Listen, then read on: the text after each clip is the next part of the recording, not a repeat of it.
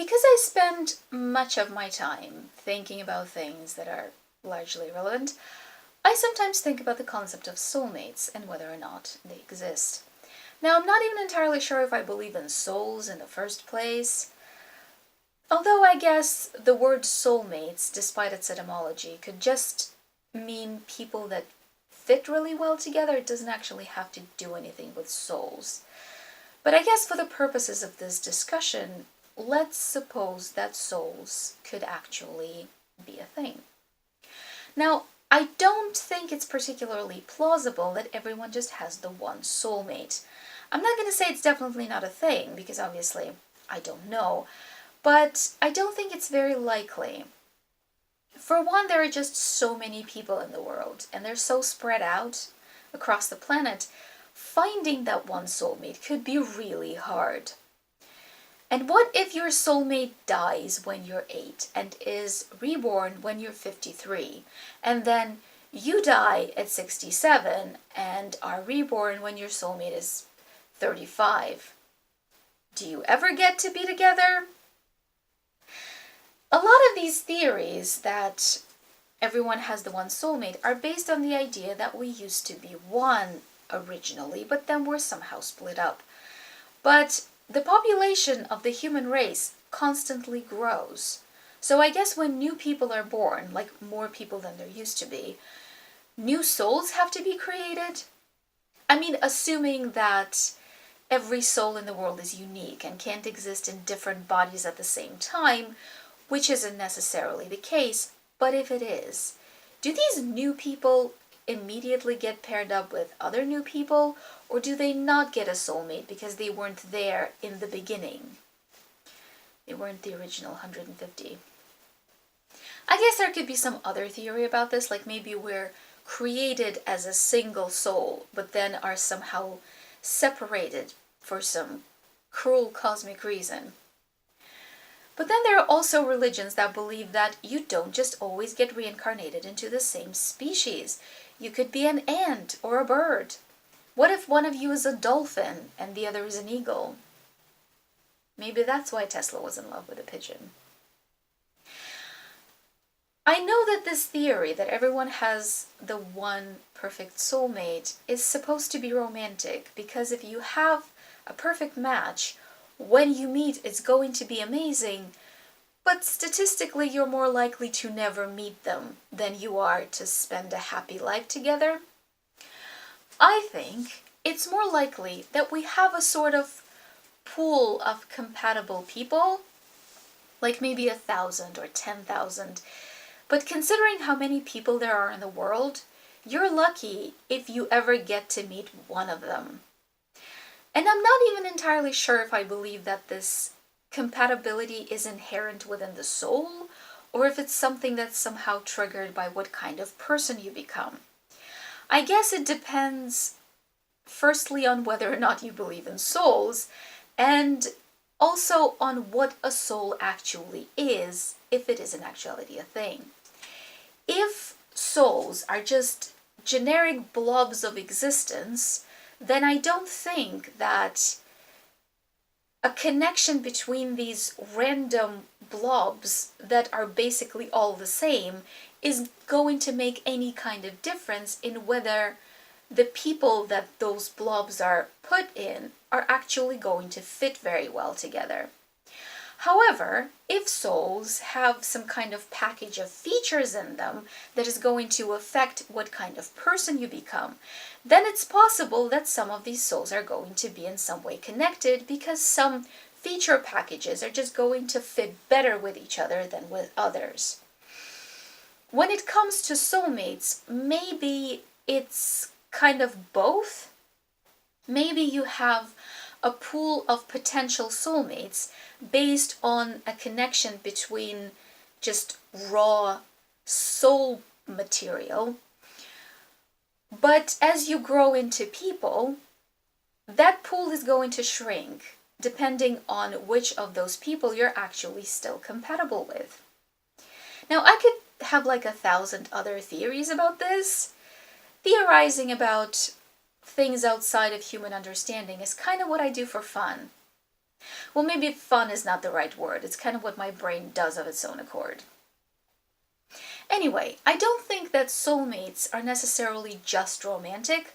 I think that a soulmate could become a really close friend.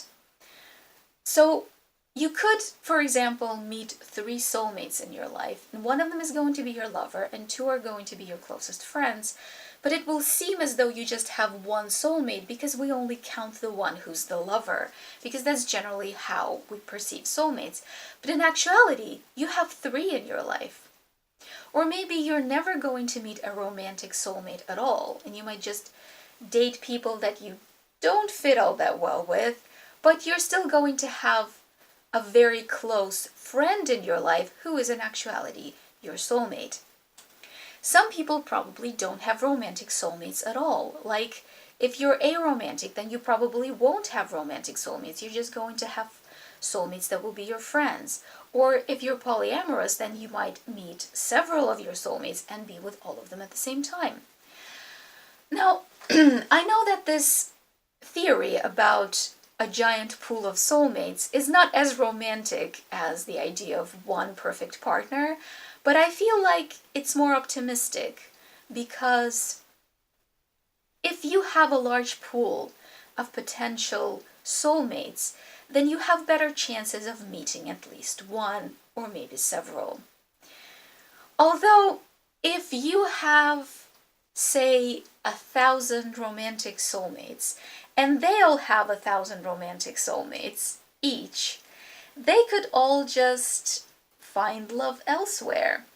Or maybe like 900 of them find someone else and 99 of them die before ever meeting you. Then you're just left with one. And they might be on the other side of the planet and they don't even speak the same languages that you speak. I guess one of the most appealing ideas about this whole one true soulmate thing is that they're not going to leave you or find anyone better because you are the best they could possibly have. Kind of takes the pressure off. You don't have to win them or continuously be worthy of them or try to be the best version of yourself so that they choose you and not someone else. You don't really have to work for it. You're already meant to be. That's not really applicable in my theory because your soulmates all have like 1,000 other options.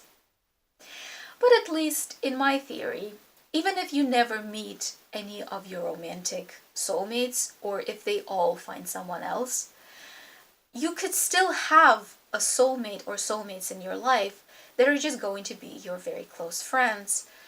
And I think in some situations that might be just as emotionally fulfilling, if not more so, than a romance.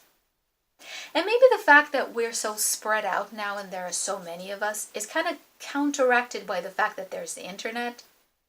Maybe you're just supposed to find your soulmates online now. I don't really know where I'm going with this video. Can you tell? Should have brought food. Make it a mukbang at least. I have a whole cauliflower here. Maybe I should chew through that. I would, by the way. I'd eat a whole cauliflower. Just saying. I guess what this makes me think about is that I feel like I'm not very likely to meet any of my soulmates because of my situation and general unsociable tendencies. Although, to be fair, unless there is some kind of system in place that's supposed to help you find your soulmates, it could be really hard to find them even if they're really close. Like, you could be in the same building and not know about it. You could pass each other every day on the way to work and never speak. Actually, there's something that someone told me recently that made me think. They said that the only time they've ever felt a real soulmate-like connection is with a YouTuber that they like. And my first thought was, well, that's a bit ridiculous. You don't really know them. but I try to consider things with an open mind instead of just dismissing them as ridiculous. So I thought about it, and of course, a lot of people just sort of crush on celebrities or relate to them, but there's no real connection there because they've never actually met. However, it's not impossible that one of the people in your pool of soulmates is going to be some kind of celebrity, and you happen to know about them because they're famous. You might look at them, listen to them, watch them, and feel like you're compatible, like you could be soulmates, and you might be. You might be one of their pool of soulmates, it's just that they don't know that you exist. Now, personally, I'm not sure if you can actually ever know a celebrity that you've never actually met, because I feel like we get a very limited view of people who are famous. It's not necessarily because they're purposefully hiding anything or lying about anything. It's just that our exposure is limited. It's kind of like looking at a distant painting through a telescope. But then again, you could spend hours every day with someone and never really know them, so I don't know, maybe there are different ways to know a person. So I think a celebrity could be your soulmate, but unless you actually get to know them, you'll never really know that for sure. You might have the potential to be really close friends or lovers, but you actually need to meet first to know if that's in actuality true. In all probability, that's not going to happen, and you probably both are just going to find other people, or not. Maybe I know one of my soulmates. Well, not like know them personally, but like know about them. Maybe I listen to their music all the time, or I watch their videos, or they're a voice actor in a TV show that I like. If soulmates are actually a thing, to anyone out there who might be my soulmate, I'm so sorry. I'm just sorry in general. Being my soulmate, that can't be good. And I'm sorry that we're probably not going to meet, although that might be a good thing for you. I hope you find someone else, someone better. That's not a very high bar, so you're probably not going to have a problem with that. Although, if you're watching this and you feel like we might be soulmates, and for some reason you want to actually test that theory, maybe talk to me. Could be a good idea. Look at me trying to initiate human contact. Actually, maybe that's not a good idea. Thank you for watching! I should make more videos like this and I'll be a YouTube star in no time.